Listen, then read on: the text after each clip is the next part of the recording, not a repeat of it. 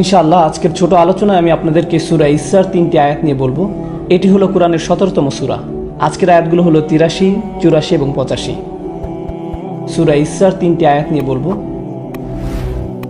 আল্লাহ বলেন, আমরা যখন মানুষের উপর অনুগ্রহ বর্ষণ করি তখন মানুষ তা অবহেলা করে। আল্লাহ আসলে বোঝাতে চাইছেন, মানুষ যখন আল্লাহর কাছ থেকে অনেক উপহার পায় তখন তারা ভাবতে শুরু করে যে এগুলো তাদের প্রাপ্য ছিল, এগুলো পাওয়া তাদের অধিকার, বা এগুলো তাদের নিজেদের অর্জন। তাদের প্রাপ্য ছিল, তাদের অধিকার, নিজেদের অর্জন। তারা আসলে ভুলে যায় যে এগুলো আসলে ছিল তাদের প্রতি আল্লাহর অনুগ্রহ। বরং তারা নিজেদেরকেই কোনো না কোনোভাবে এগুলোর দাবিদার ভাবতে শুরু করে। ওয়া আনা বিজানিবি, এবং সে মুখ ঘুরিয়ে নেয়। আমি আপনাদেরকে একটি উদাহরণ দিচ্ছি। এটাই আনা বিজানিবিহি। যখন কেউ তাদেরকে বলে যে আল্লাহ তোমাকে অনেক অনুগ্রহ করেছেন, তারা বলে এটাই আক্ষরিকভাবে কোরআনের ভাষায় তুলে ধরা হয়েছে। এটাই তারা করে থাকে। তারা আল্লাহর অনুগ্রহ নিয়ে বাড়াবাড়ি করে এবং তারা ভুলে যায় যে এটা ছিল তাদের জন্য অনুগ্রহ। ও ইদা মাশাহুশার, এবং যখন তারা ক্ষতির সম্মুখীন হয়, কানা ইয়াউসা, তারা পুরোপুরি হতাশ হয়ে যায়, দুঃখ ভারাক্রান্ত হয়ে বলে, আল্লাহ আমার সাথে কেন এমন করছেন? কেন আমার সাথে এমন হচ্ছে? আমি কি এমন করেছি? যখন ভালো কিছু হয় এটা আমার প্রাপ্য ছিল, এটাই আমার প্রাপ্য ছিল, কিন্তু যখন খারাপ কিছু ঘটে তখন এটা আমার প্রাপ্য ছিল না। আল্লাহ আমার সাথে এমন করেছেন। তাদের মন এতটাই জটিল। ছোট একটা সাইড নোট, এই আয়াতের একটি গুরুত্বপূর্ণ দিক হলো আদবের শিক্ষা। কিভাবে আমরা আল্লাহকে নিয়ে চিন্তা করব, কিভাবে আমরা তাকে নিয়ে কথা বলবো। এবং আপনারা সবাই জানেন, একজন মানুষ কিভাবে কথা বলে তা আসলে প্রকাশ করে যে সে কিভাবে চিন্তা করে। যখন অনুগ্রহের কথা বলা হলো তখন আল্লাহ বলেন ওয়া ইযা আনআমনা, অতীতকালকে বোঝাচ্ছে। আনআমনা এখানে কে কাজটি করেছে? এটা হলো দামির মুস্তাদির তাকদিরুহু নাহনু, আসলে এটা আল্লাহকে বোঝাচ্ছে। কিন্তু যখন বলা হলো ওয়া ইযা মাশাহুশার, যখন অনুগ্রহের কথা বলা হলো তখন কে অনুগ্রহ করেছেন? আল্লাহ। কিন্তু যখন ক্ষতির কথা বলা হলো, আল্লাহ বললেন মাসা হুয়া মাসা, আর ক্রিয়াটি হলো আশারু, যখন তাকে ক্ষতি আঘাত করলো। অন্যভাবে বলতে গেলে আল্লাহ নিজেকে ক্ষতি শব্দটি থেকে দূরে রাখলেন। তাই আল্লাহ বলেননি যখন আমরা তাকে ক্ষতি দিয়ে আঘাত করলাম, অথবা যখন আমরা তার ক্ষতি করলাম, কিন্তু তিনি তা করেননি। তিনি নিজেকে এর সাথে উল্লেখ করেননি। এটা আসলে আমাদেরকে আমাদের ধর্মের খুব গভীর একটা উপলব্ধি শিক্ষা দিচ্ছে। কারণ সবকিছুর শেষে আমাদের বিশ্বাস একটাই, সবকিছুই আল্লাহর পক্ষ থেকে। যখন কারো অসুখ হয় তাও আল্লাহর পক্ষ থেকে, আবার যখন কেউ ভালো হয়ে যায় সেটাও আল্লাহর পক্ষ থেকে। এটাই আমাদের বিশ্বাস। কিন্তু তার মানে এই নয় যে আমরা আল্লাহকে নিয়ে এভাবে কথা বলবো। যদিও এটাই বাস্তবতা, কিন্তু আমাদের অবশ্যই কিছু সম্মানের সাথে কথা বলতে হবে। কিন্তু কেন? এটা যদি সত্য হয় তাহলে সমস্যা কি? কেন একে সম্মানের সাথে বলতে হবে? এটাও একটা গুরুত্বপূর্ণ শিক্ষা। আল্লাহ আমাদেরকে শিক্ষা দিচ্ছেন এমনভাবে যেন সকল মানুষ তা বুঝতে পারে।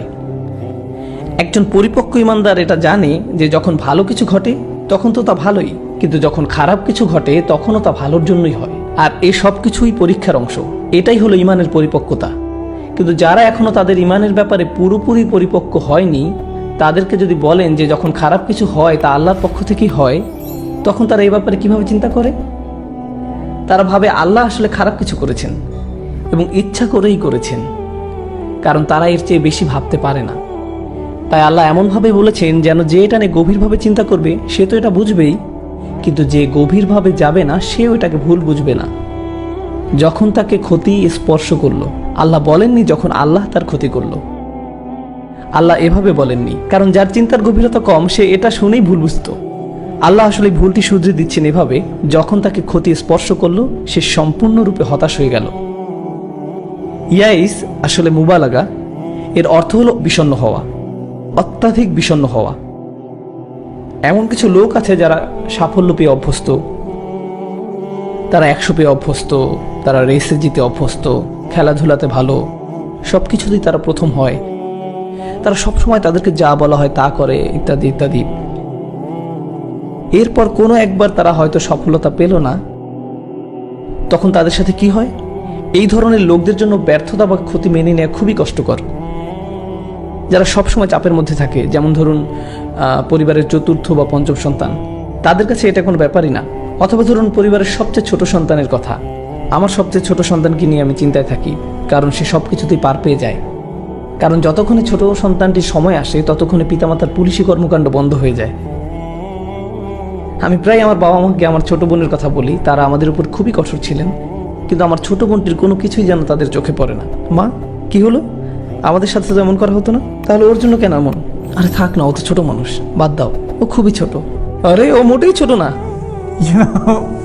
তো লোকদের সাথে কি হয়, তারা বকে যায়। অনুগ্রহ মানুষকে বকে দিতে পারে, তাই অল্প কিছু না পেলেই তারা অনেক হতাশ হয়ে যায়, পুরোপুরি হতাশ হয়ে যায়। আল্লাহ আমাদেরকে শিক্ষা দিচ্ছেন অনুগ্রহ আর খারাপ সময় নিয়ে। দুনিয়াতে আমাদের সবাইকে সীমিত পরিমাণ নিয়ামত দেয়া হয়েছে, একই সাথে সীমিত খারাপ সময়ও বরাদ্দ করা হয়েছে।